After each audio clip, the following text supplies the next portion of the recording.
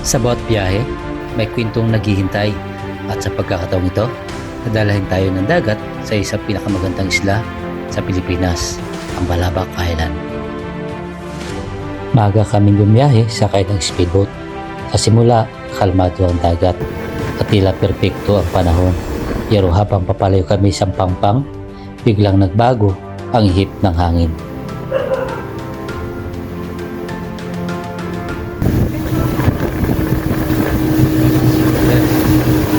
Tila sinusubok agad kami ng panahon. Hindi nito mapipigilan ang excitement namin sa adventure na ito na naghihintay. Matapos ang ilang oras ng aming biyahe, sa wakas ay nakarating na rin kami sa aming pasamantalang tutuluyan. Sa unang tingin pa lang, masasabi mo na ang sulit ng pagpunta rito. Napakaganda ng lugar, tahimik, presko ang hangin, at napapalibutan ng malawak na lupain sa di kalayuan. Nakikita rin ang mga kabundukang lalong nagpapaganda sa tanawin. So yun mga boss, bukas bibiyahe tayo, baka maaga pa, biyahe tayo ng Bululuyan to Balabac. Kaya yun, so samahan nyo ko hanggang sa biyahe natin sa Balabac mga boss.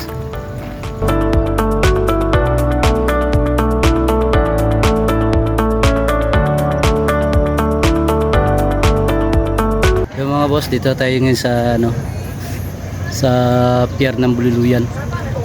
So pakita ko sa inyo yung yung pier dito.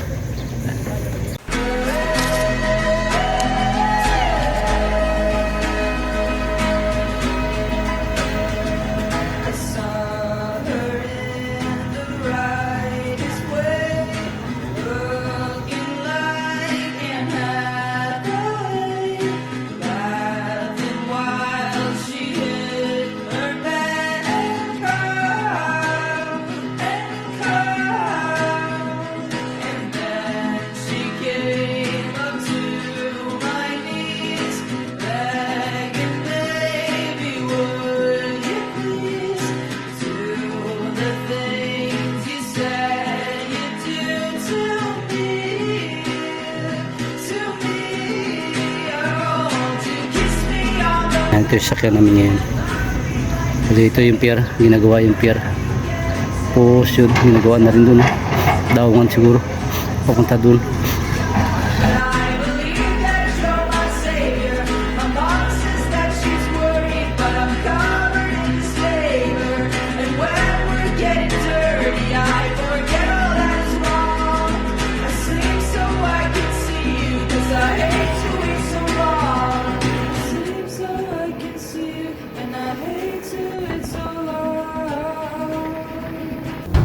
Sa mga oras na to, kami nakikita ang nagbabadyang masamang panahon. Malakas na ulan na siyang sasalubong sa amin habang kami patungo ng isla ng Balabac. After namin masalubong ang masamang panahon at malakas na ulan, at sa wakas narito na kami sa isla ng Balabac, nakarating na maayos at ligtas.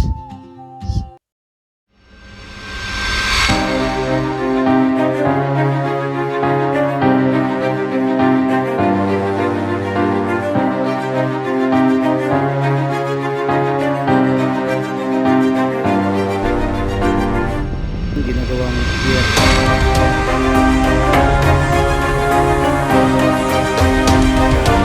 Naging magulo man ang aming biyahe, matatawag mo pa rin sulit ito dahil sa bawat tinaanan may mga islang kumakaway na nagbibigay kasiyahan sa ating buhay. Ito ang aming naging biyahe, puno ng tensyon at mangha. Mula sa Puerto Princesa hanggang sa isla ng Balabac. Ako nga pala si Kuya D Motovlog at ito ang aking kwento, Biyaheng Balabac.